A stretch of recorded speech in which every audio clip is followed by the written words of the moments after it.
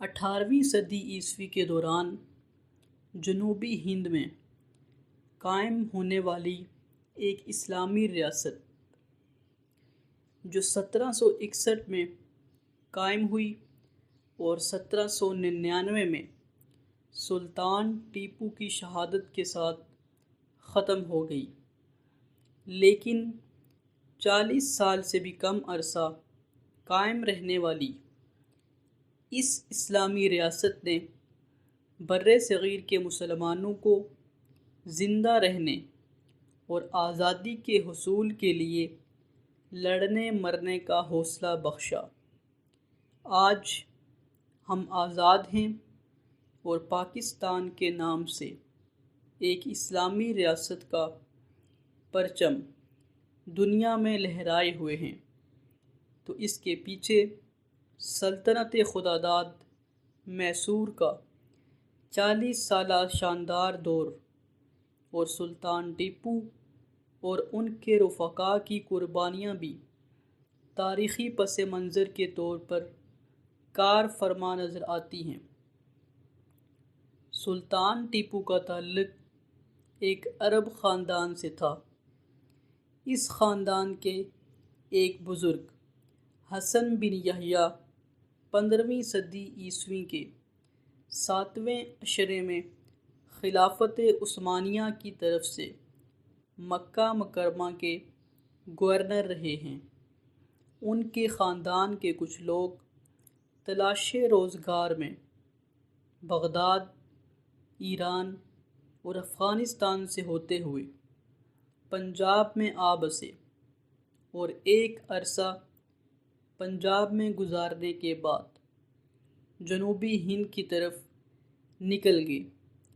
سلطان ٹیپو کے دادا فتح محمد مغلیہ دور میں سپاہیانہ خدمات سر انجام دیتے رہے، جبکہ والد حیدر علی میسور کی ریاست میں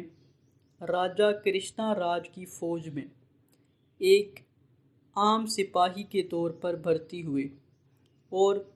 خداداد صلاحیتوں اور نمایاں خدمات کی وجہ سے سپہ سالار کے منصب تک پہنچ گئے۔ 1761 میں میسور کی ریاست راجہ کرشنا راج کے ساتھ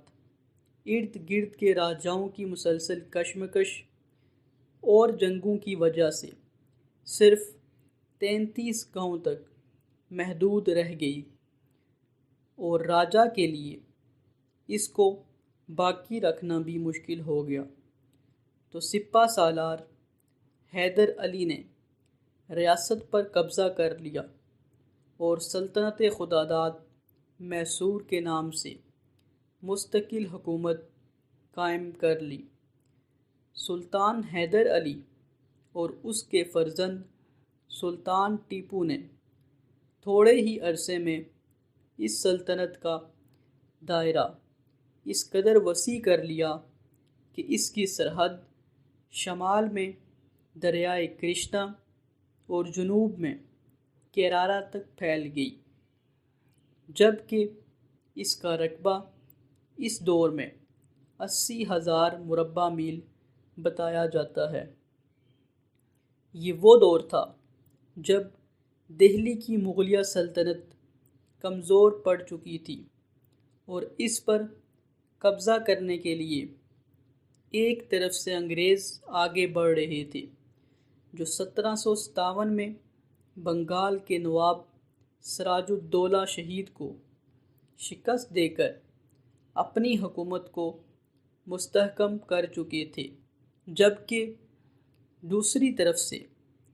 مرہٹوں کی طاقت میں مسلسل اضافہ ہو رہا تھا۔ اس دور میں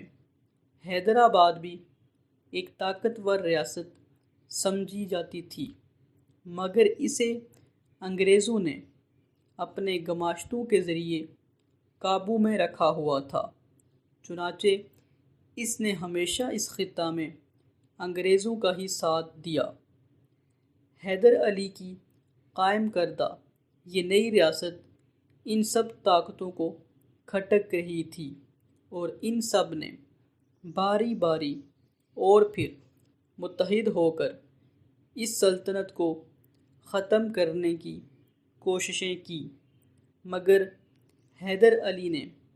انتہائی حوصلہ اور تدبر کے ساتھ ان سب قوتوں کا مقابلہ کیا اور سلطنت خداداد کا وجود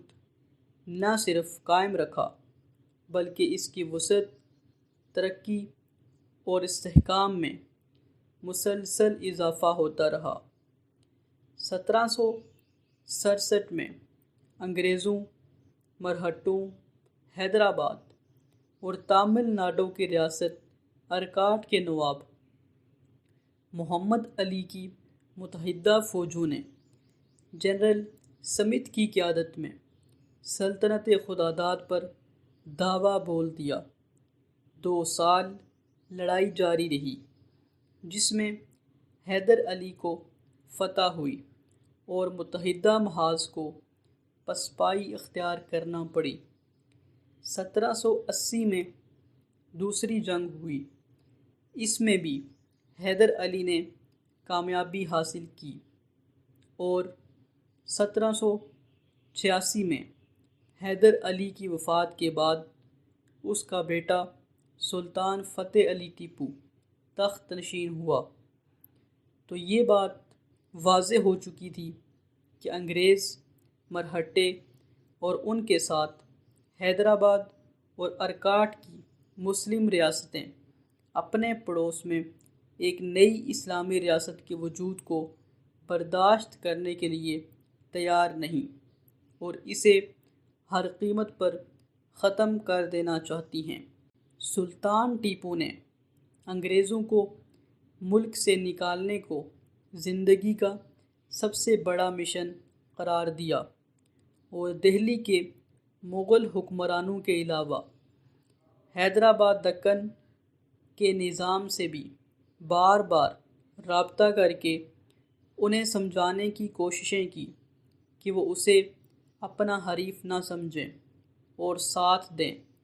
تاکہ سب مل کر انگریزوں سے ہندوستان کو خالی کرا سکیں، لیکن انہوں نے اس کی بات پر توجہ نہ دی۔ سلطان ٹیپو نے خلافت عثمانیہ کے سلطان سلیم کو 2 بار وفد بھیج کر پیشکش کی کہ انگریزوں سے خلافت عثمانیہ اور ہندوستان دونوں کو خطرہ ہے، اس لیے اگر خلیفہ عثمانی عدن کی بندرگاہ سلطان ٹیپو کو کرایہ پر دے دے تو انگریزوں کے خلاف جنگی محاذ کو مضبوط بنایا جا سکتا ہے۔ سلطان سلیم نے خلافت کی طرف سے سلطان ٹیپو کی بادشاہت کی توثیق تو کر دی، مگر انگریزوں کے خلاف اس کا ساتھ دینے سے انکار کر دیا، بلکہ سلطان ٹیپو کو مشورہ دیا کہ وہ انگریزوں سے دشمنی ترک کر کے ان سے دوستی کر لے۔ سلطان ٹیپو نے افغانستان کے حکمران زمان شاہ سے رابطہ کیا کہ وہ اگر ادھر سے یلغار کرے تو سلطان ٹیپو جنوب سے پیش رفت کرے گا اور دونوں مل کر انگریزوں کو ہندوستان سے باہر نکال دیں گے۔ زمان شاہ جو احمد شاہ ابدالی کا پوتا تھا، اس نے سلطان ٹیپو کی یہ پیشکش قبول کر لی اور 30,000 سے زائد فوج لے کر کابل سے چل پڑا، مگر انگریزوں نے ایران کے شیعہ بادشاہ کو اپنے ساتھ ملا لیا اور اس نے افغانستان پر حملہ کر دیا۔ اس لیے زمان شاہ سلطان ٹیپو کی مدد کے لیے نہ پہنچ سکا اور اسے راستے سے واپس جانا پڑا۔ انگریز گورنر جنرل لارڈز ویلی نے سلطان کو دھمکی دی کہ اس نے برطانیہ کے دشمن فرانسیسیوں کو فوج میں بھرتی کیا ہوا ہے، وہ انہیں فوراً نکال دیں ورنہ انگریز ان کی ریاست پر حملہ کر دیں گے۔ سلطان نے ان کی دھمکی مسترد کر دی، جس پر انگریزوں کے متحدہ محاذ نے میسور پر حملہ کر دیا سلطان ٹیپو کا وزیر جو کہ شیعہ تھا اور اس کا نام میر صادق تھا، وہ انگریزوں سے ملا ہوا تھا۔ اس نے جنگ کی ساری منصوبہ بندی دشمن کو بتا دی اور دشمن کے کمانڈر کو اندر کی صورتحال سے آگاہ کیا۔ اس کے باوجود انگریزی فوجوں کی یلغار سلطان ٹیپو کے آہنی عزم کے سامنے کئی روز رکی رہی۔ ایک روز سلطان ٹیپو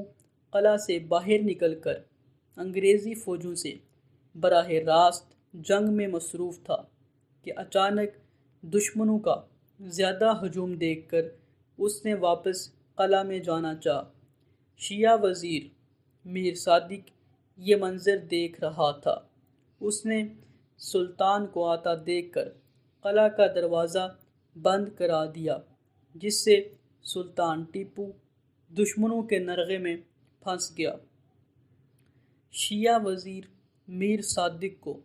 اسی وقت سلطان ٹیپو کے ایک وفادار سپاہی احمد خان نے یہ کہہ کر تلوار کے ایک ہی وار سے جہنم رسید کر دیا کہ سلطان کو دشمنوں کے حوالے کر کے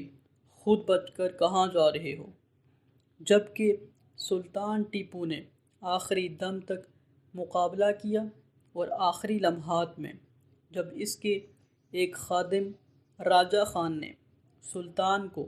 مشورہ دیا کہ وہ اپنی جان بچانے کے لیے خود کو دشمن کے حوالے کر دے، تو سلطان نے یہ تاریخی الفاظ کہے: میرے نزدیک شیر کی ایک دن کی زندگی گیدڑ کی 100 سالہ زندگی سے بہتر ہے۔ اور اس طرح سلطان ٹیپو نے بہادری کے ساتھ لڑتے ہوئے 6 مئی 1799 کو جام شہادت نوش کیا۔ سلطان کی لاش پر کھڑے ہو کر انگریز کمانڈر فرتے مسرت سے چیخ اٹھا کہ آج سے ہندوستان ہمارا ہے، اور اس طرح سلطان ٹیپو کے ساتھ ہی اس کی اسلامی ریاست بھی دنیا کے نقشے سے معدوم ہو گئی۔